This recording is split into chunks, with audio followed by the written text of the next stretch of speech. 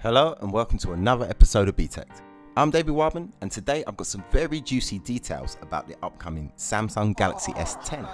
But first, a quick shout to our sponsors Direct Mobiles. With a great selection of phones at excellent prices and 23 years of award-winning customer service, they are definitely worth checking out. Check the description below and you'll find a link to their website where you can see the deals for yourself. Now, on with today's video. There's going to be 3 S10 models to choose from.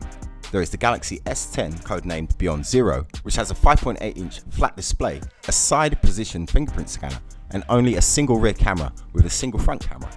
Now the mid-range Galaxy S10, codenamed Beyond One, sports newer and more advanced tech than the Beyond Zero. Namely, it has a 6.1-inch curved infinity display, plus the in-display fingerprint scanner that everyone's been going crazy for. The Beyond One only has a single front camera, but a dual rear camera setup. Not bad for the Beyond One.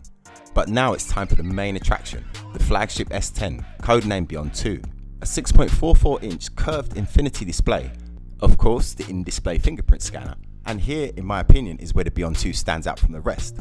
A total of 5 cameras on board, dual front cameras accompanied by a triple rear ultra-wide camera setup. I can't wait for these new S10s here in the market. I really want to try the in-display fingerprint scanner. We were actually wondering how Samsung could have pulled it off.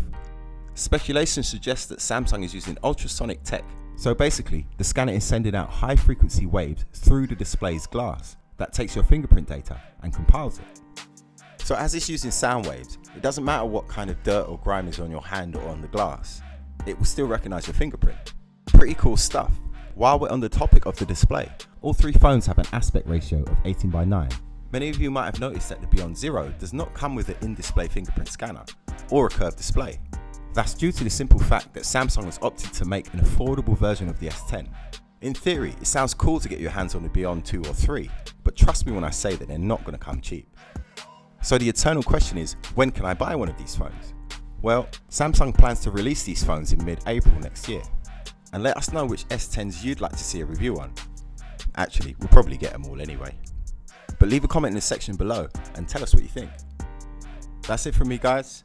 Make sure you subscribe and hit that notification bell. There's a lot of cool phones that are just around the corner. And if you want to know about them first, stay tuned to Btekt, as we'll be bringing you all the news and all the latest reviews as soon as they come in. I've been David Wildman and this was Btekt.